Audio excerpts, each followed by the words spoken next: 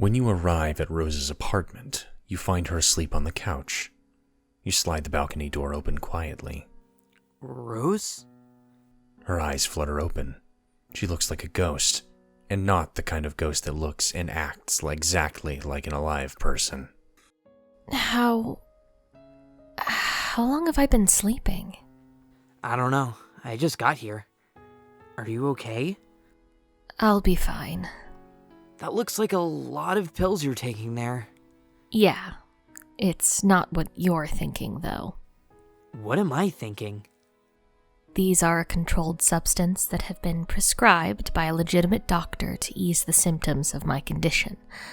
I am using them only as instructed. Okay. So there's nothing to worry about? But you said you have a condition. Isn't that bad? You watch her rise in stages. Her arm is trembling where she's bracing it on the couch. Oh.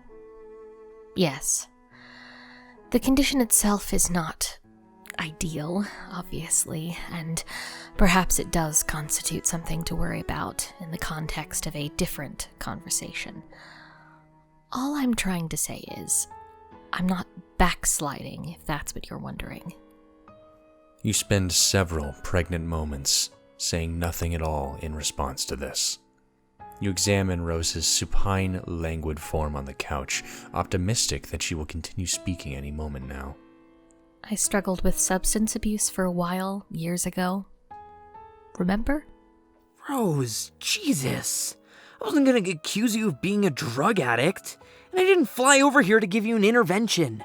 It sounded like you had some important stuff to tell me, and the fact that you also seem to be sick is more than a little alarming. I wouldn't say I'm sick, just having spectacularly debilitating headaches as a result of my visions becoming more frequent.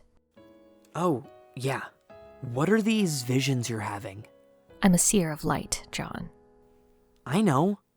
So you mean like your standard psychic visions about the future and stuff? What's gonna happen? Should we be worried? It doesn't technically pertain to the future. Well, not our future. My abilities have broadened considerably beyond their previous horizon. They shed light on many unseen events, past, present, future, in realities and frames of reference that have no intersection with ours at all.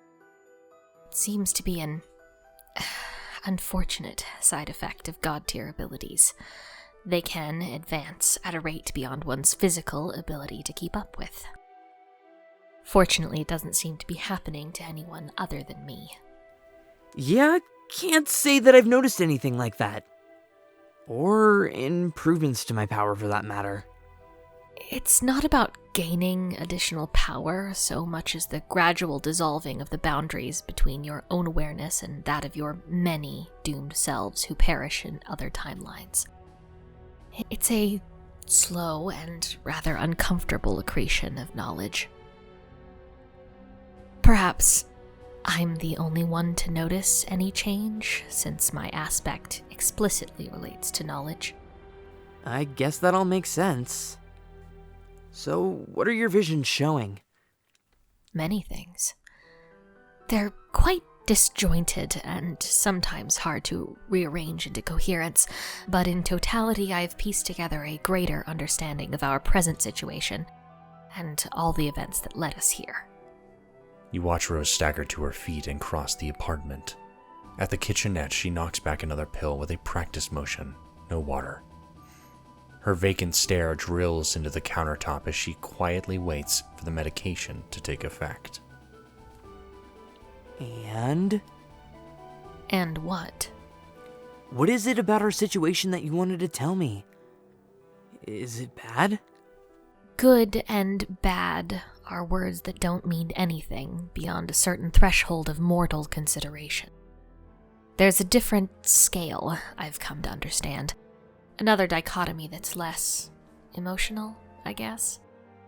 Consider, instead of the word good, using the word essential.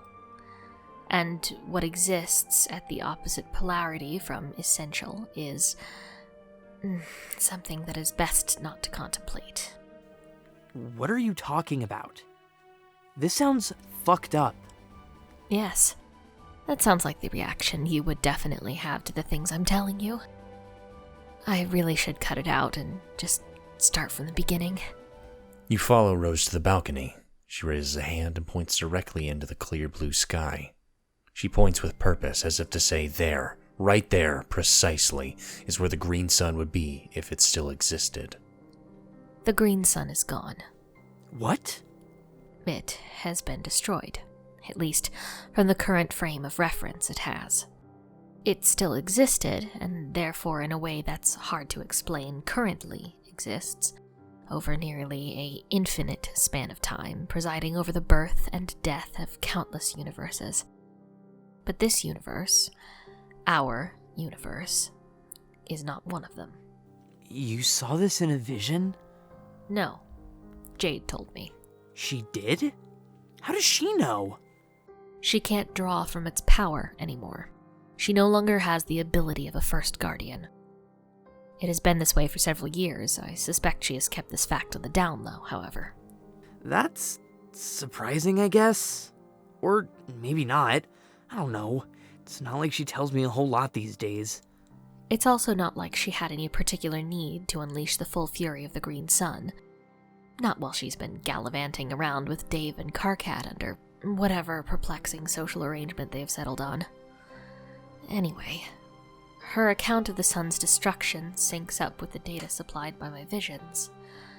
I have no doubt it's gone. How did that happen? It doesn't matter much for our purposes. There was a cataclysmic event, a suicide strike by a very powerful being, much like the one Dave and I attempted once upon a time. But it turned out the explosive force we released was only a catalyst, a casual gesture. What was needed to destroy the sun was a consumptive assault. Consumptive? The entire sun was swallowed by a supermassive black hole. I digress, though. You press your eyes shut just for a moment. Behind them, you see a black hole so supermassive that it spans the width of eternity. You quickly open your eyes again and pretend to forget what you just saw. There's really no route through this expository garden path that will adequately cushion you from the bottom line, John. You will need to travel back into canon and defeat Lord English. You shrug and try to look casual. You pull off the most casual shrug that a guy has ever shrugged when being presented with the inevitability of his own fate. If Rose were looking at you right now, she would be totally convinced that you are approaching this topic with a level of nonchalance that is entirely plausible and genuine. You're sure of it. Yeah, I had a feeling that was gonna come up again someday. I'm sure we all did. That is, even those of us without visions. I was doing my best not to think about it. Guess we can't put it off any longer then. Now is the time. We are rapidly approaching a point of no return. If the decision isn't made soon, it will be too late. The issue will no longer matter. When exactly is the point of no return? Today. Wow. Okay then. First, one question. Why? Why what? Why do I need to go back and beat him? I mean, sorry if this is a stupid question.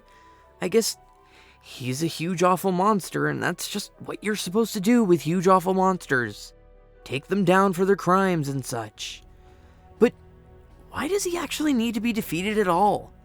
To be honest, it's been years since we even bothered to think about any of this. And everything seems...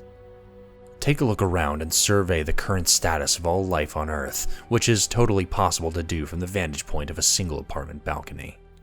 Fine? Of course everything is fine here. We're outside of canon now. Yeah, I know. What does that actually mean, though? Are you saying this isn't really happening? Of course it's happening. Just because certain events take place outside of canon, it doesn't mean those events are non-canon. Oh? In other words, there is an important distinction between events which can be considered to occur inside canon, outside canon, and those which are not canon at all. The day we went through that door and claimed our reward, We passed a threshold between continua marked by differing degrees of relevance, truth, and essentiality. Those are the 3 pillars of canon. What? Rose shoots you an irritated look. You know what that look means. It's reserved for the sort of bozo who just said what once too often. Any event said to take place inside canon will have non-zero values of relevance and essentiality, while maintaining an absolute foundation in truth, by definition. Whereas events outside canon have diminished values of relevance and essentiality, or, for the most part, can be considered neither relevant nor essential at all.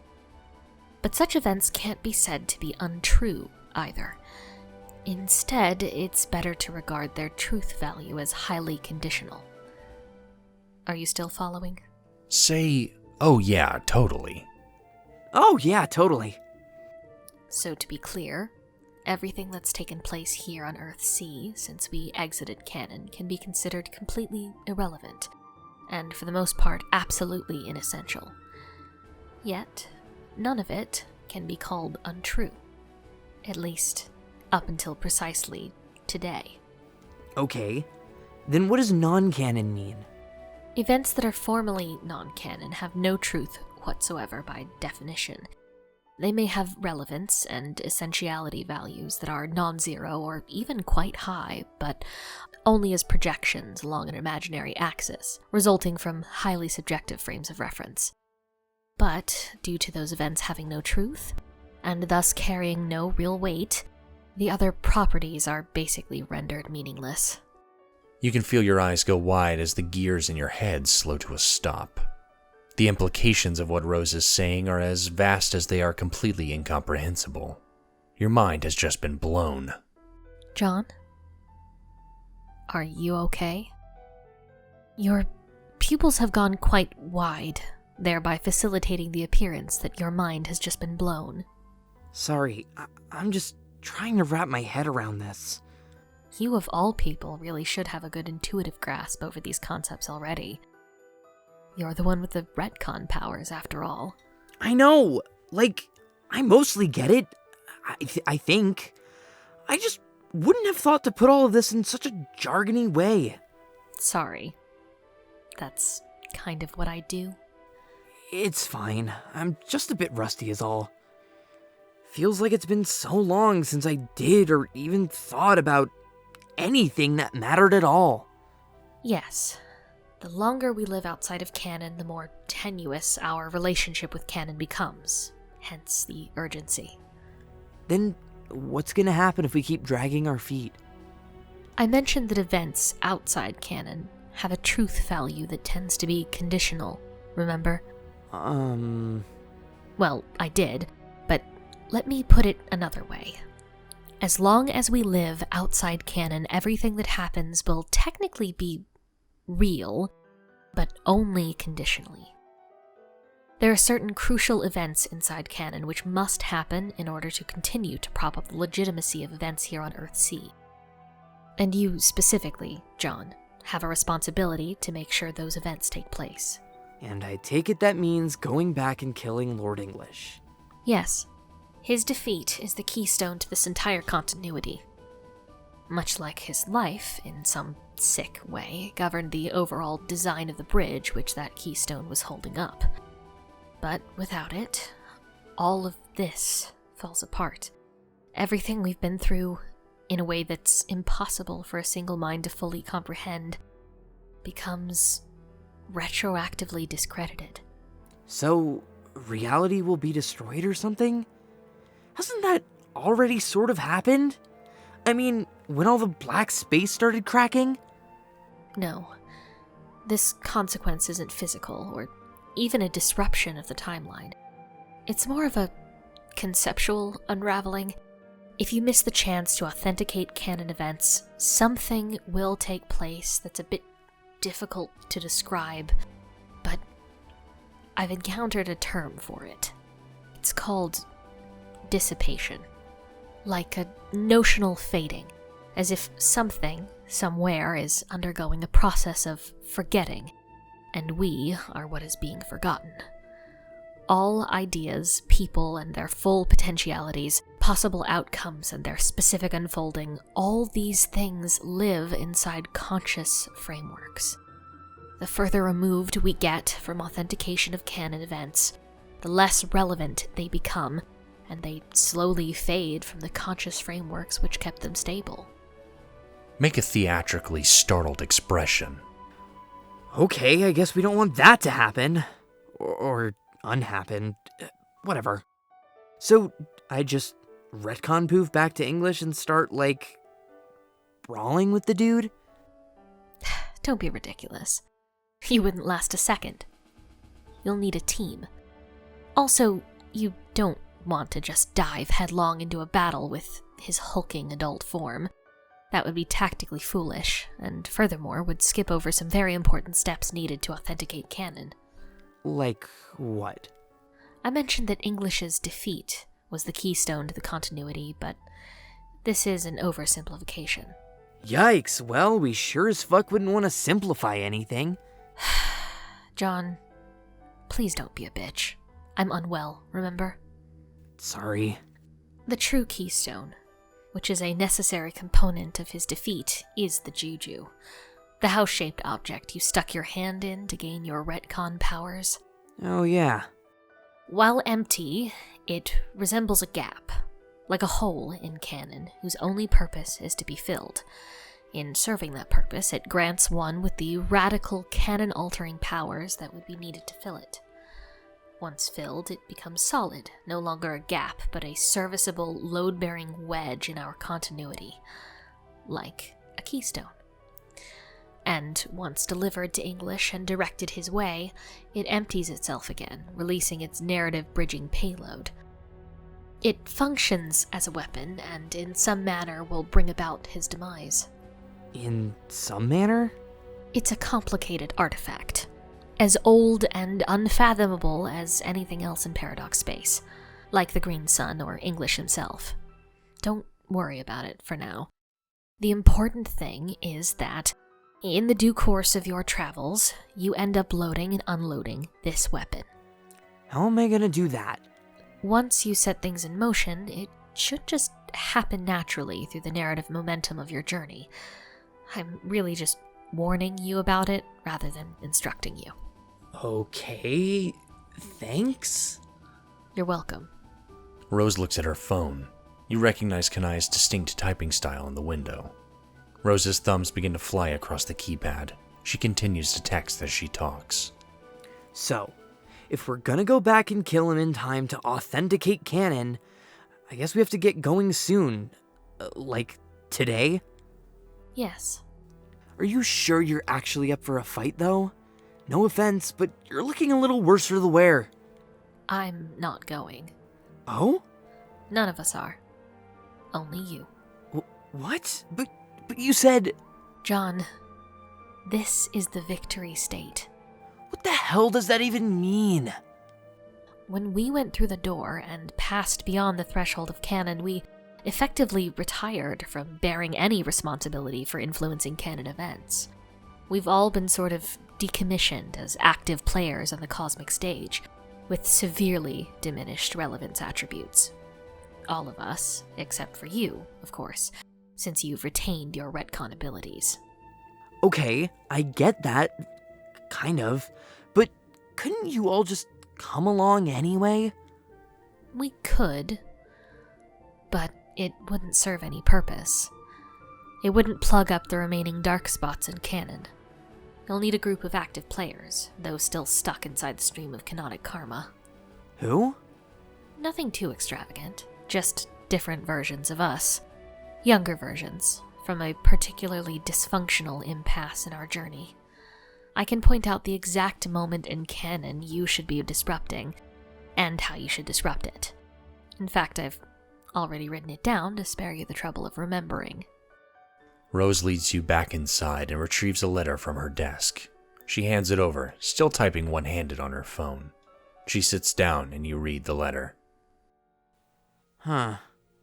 Is anything confusing about my instructions? No, I remember all this. It shouldn't be a problem. It's just weird to think about revisiting this. It seems like an eternity. Like, we were all completely different people back then. I assure you, we are all still fundamentally the same bunch of losers. Rose is ultimately right about that, the way she is about most things. You continue to scan the letter and grimace slightly. Should I really punch her in the face? I kind of felt bad about it the last time I did that to someone. Yes, you absolutely should and must punch her in the face. You exhale and turn the paper over in your hands. The other side is blank. You flip it back over, having fully processed the instructions drafted in the polished purple handwriting. You like how Rose still writes in purple after all these years. Some things never change. Alright, this seems straightforward enough. I mean, aside from the part where we all have to fight an invincible monster. He isn't entirely invincible. He will be vulnerable to Dave's weapon. I believe other gambits should present themselves as well.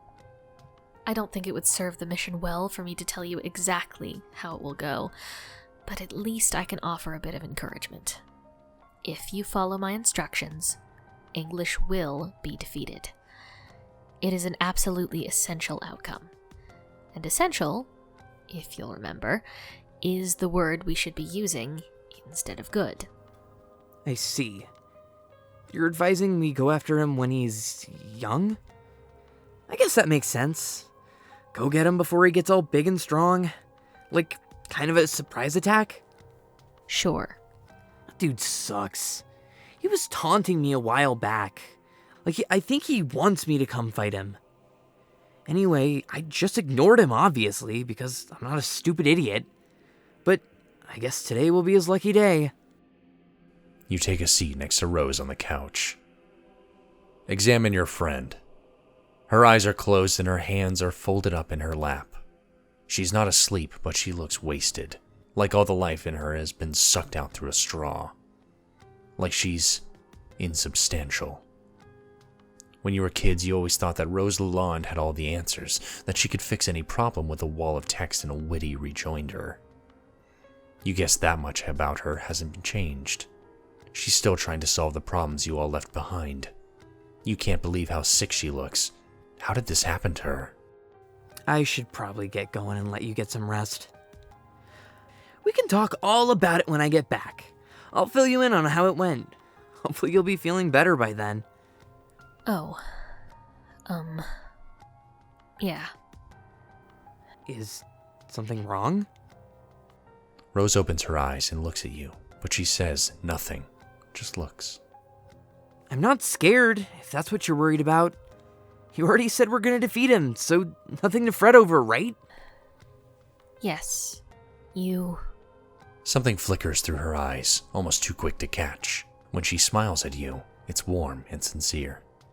You're going to do great. Rose slides her arms around you. After a while, she releases you from the embrace and gets up to fetch her bottle of pills. She pauses at the bedroom door to look at you one more time. Goodbye, John. She closes the door behind her. Look at the letter. You run your thumbs along the edge of the paper. Is this really it? One hug from Rose and you're off to face your destiny? The instructions in the letter are clear, but you aren't sure precisely what to do next. Inertia and indecision keep your feet planted firmly on the carpet. Then, as if directly answering your quandary, your phone buzzes in your pocket. It's a text from Roxy. Read text. It sounds important. You get up to go without even thinking about it. You exit through the sliding glass door and leave it open behind you.